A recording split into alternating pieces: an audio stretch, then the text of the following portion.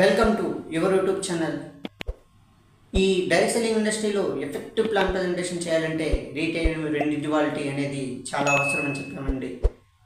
Retainer individuality ఏంటని ఒకసారి చూసుకున్నట్లయితే, ఒక పిల్లవాడిని తీసుకున్నట్లయితే అతను ఏమనిపిస్తుంది మాట్లాడతాడండి. కోపం, ద్వేషం, ప్రేమ, జాలి, దయ, కరుణ ఇవేమి ఉండవండి. ఇక్కడ ఏది ఉంటే ఇక్కడ అది మాట్లాడతాడండి.